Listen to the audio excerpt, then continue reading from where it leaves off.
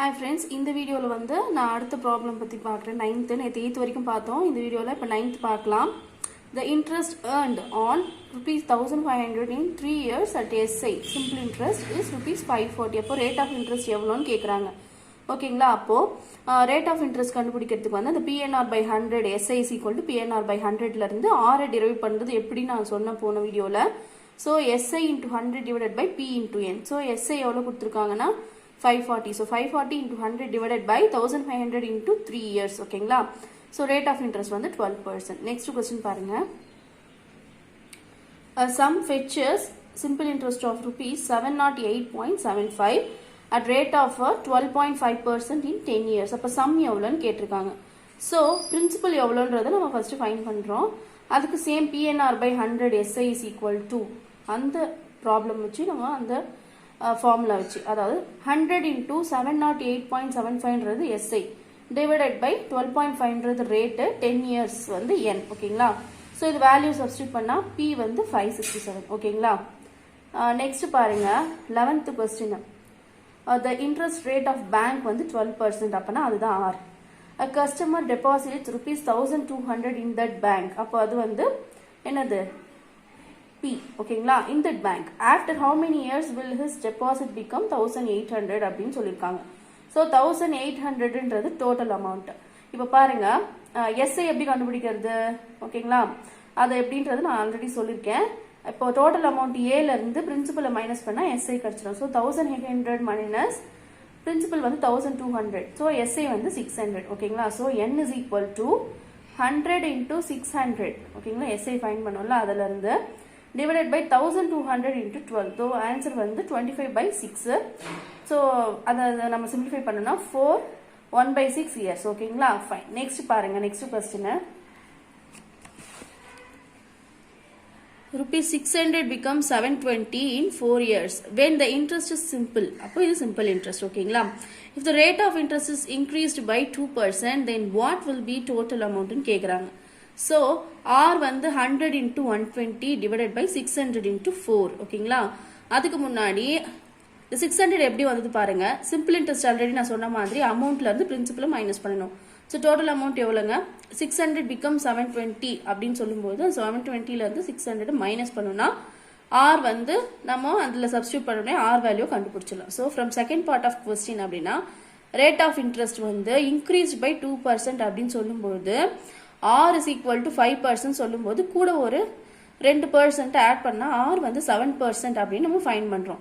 So அந்த ஃபார்முலாவில் SI simple interest ஃபார்முலாவில் PNR by 100ல Rல வந்து 7% நம்ம வந்து சப்ஸ்டியூட் பண்ணோம்னா வேல்யூவை சிம்பிள் இன்ட்ரெஸ்ட் வந்து 168ன்னு கிடைக்குது.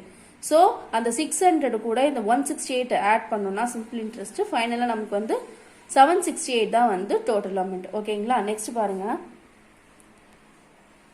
Girish invested a certain amount at a rate of 8% per annum for 6 years to obtain an amount of 28,046. So how much amount did Girish obtained as SI ன்னு கேட்டிருக்காங்க. First SI கண்டுபிடிக்கலாம்.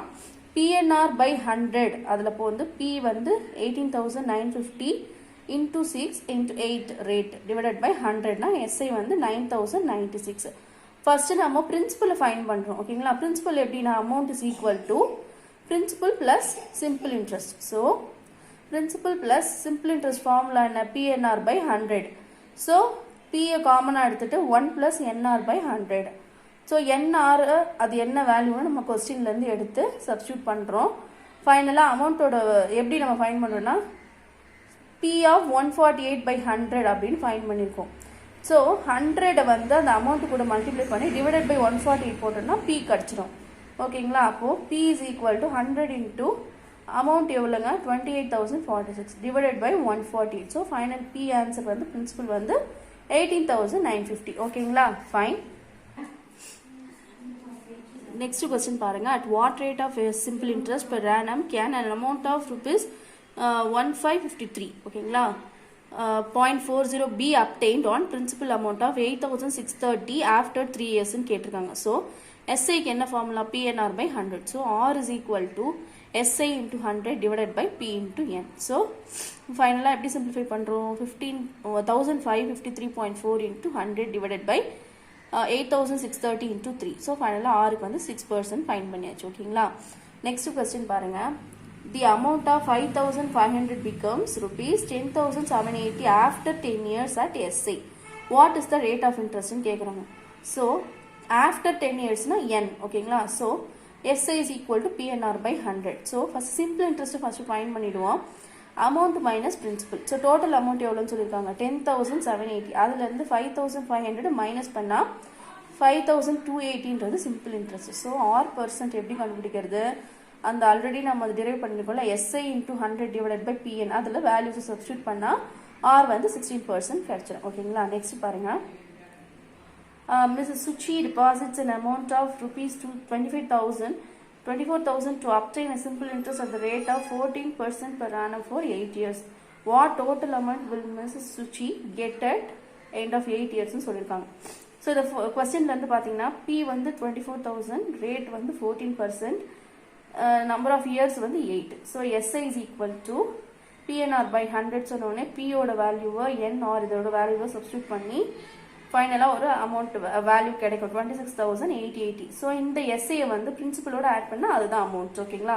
So amount value என்ன 50,880. ஓகேங்களா? Fine. Next பாருங்க. 17th question. The interest on certain principal is 8% per annum is rupees 400 in 1 year. How much will be additional interest in 1 year on same amount at 9.5% per annum? என்ன கொடுத்துருக்காங்கன்னா 8%க்கு வந்து 400 அப்படின்னு சொல்லியிருக்காங்க. அதே மாதிரி 9.5%க்கு எவ்வளோ இன்ட்ரெஸ்ட் நமக்கு தெரியாது. ஓகேங்களா? அப்போ அடிஷ்னல் அமௌண்ட் வந்து 9.5 is equal to 8 is equal to 1.5%. ஓகேங்களா? சரி, okay. The interest on certain principal வந்து பார்த்தீங்கன்னாக்கா 8% per annum, அது வந்து 400 ஒரு வருஷம். ஓகேங்களா? அடிஷ்னல் இன்ட்ரெஸ்ட் போட்டோம்னா இந்த சேம் அமௌண்ட்டுக்கு 9.5% இருந்தால் என்னன்னு தான் கேஸ் கொஸ்டின். ஓகேங்களா? ஓகே. இப்போ 8%க்கு வந்து 400 அப்படின்னா 1.5%க்கு வந்து 75 அப்படின்றது ஆன்சர். இப்போ அது எப்படி ஃபைன் பண்ண பாருங்க. இப்போ நார்மலாக நம்ம அந்த ரேஷனில் வச்சு கண்டுபிடிக்கிறோம். ஓகேங்களா? இந்த ப்ரொபோர்ஷனில் வச்சு நம்ம கண்டுபிடிப்போம். இப்போ 1.5க்கு என்னன்றது நமக்கு தெரியாது. So equal to question mark போட்டுட்டு 1.5 டிவைடட் பை 8க்கு எவ்வளோ நமக்கு தெரியும் பர்சன்ட்டுக்கு. ஸோ அதுக்கு ஸ்ட்ரெயிட்டாக அந்த டிவைடட் பையில் 400 போட்டிங்கன்னா அந்த எக்ஸ் வேல்யூவை ஈஸியாக கண்டுபிடிச்சிடலாம். அதுதான் அடிஷ்னல் இன்ட்ரெஸ்ட். ஸோ அடிஷ்னல் இன்ட்ரெஸ்ட்டை மட்டும் ஒரு சைடு வச்சுட்டு 1.5 into 100 divided by 8 போட்டிங்கன்னா 75. ஸோ 1.5%க்கு வந்து 75 தான் ஆன்சர். ஓகேங்களா? இப்போ லாஸ்ட் கொஸ்டின் பாருங்க. A man owes a friend rupees 800 now, but being able to discharge the debt fully, agrees to pay 425 now and 420. இப்போ 1 இயரில் வந்து 425 பே பண்ணுறாரு. அப்புறம் ஒரு வருஷம் கழிச்சு இன்னொரு ஒரு 425 பே பண்ணுறதா சொல்கிறாங்க. ஸோ இதுக்கு ரேட் ஆஃப் இன்ட்ரெஸ்ட் எப்படி கண்டுபிடிக்கிறது? அதுதான் வந்து கொஸ்டின். இப்போ பாருங்க, டோட்டல் வந்து 800 சொல்லியாச்சு. பெய்டு 425 பே பண்ணியாச்சு. பேலன்ஸ் வந்து 375 பே பண்ணணும். ஸோ இதுலேருந்து அமௌண்ட் எப்படி கண்டுபிடிக்கிறோம் பாருங்க. Principal plus SI. ஸோ 425ன்றது வந்து அமௌண்ட்டு. அந்த பிரின்சிபலை வந்து இது கூட மைனஸ் பண்ணால் 375. ஓகேங்களா? ஸோ ஃபைனலாக ஈக்குவல் டு 50 இதுதான் வந்து எஸ்ஐ. ஸோ எஸ்ஐ 15 ஃபைன் பண்ணியாச்சு. இப்போ இந்த 50யை வந்து இந்த R%ல ஃபைன் நம்ம வந்து சப்ஸ்டியூட் பண்ணால் ஃபைனலாக R வந்து 40/3 is equal to 13/1/3 தான் வந்து ஆன்சர். ஓகே ஃப்ரெண்ட்ஸ், இந்த வீடியோட சிம்பிள் இன்ட்ரெஸ்ட் ப்ராப்ளம்ஸ்லாம் முடிஞ்சிருச்சு. இந்த PNR by 100 வச்சு தான் இந்த சிம்பிள் இன்ட்ரெஸ்ட் ஈஸியாக நம்ம calculate பண்ண முடியும். ஸோ நெக்ஸ்ட் வீடியோவில் நான் வந்து சோஷியலில் டைப்ஸ் ஆஃப் ஃபாரஸ்ட் அப்லோட் பண்ணுறேன். Thank you friends. Don't forget to subscribe my channel. Thank you.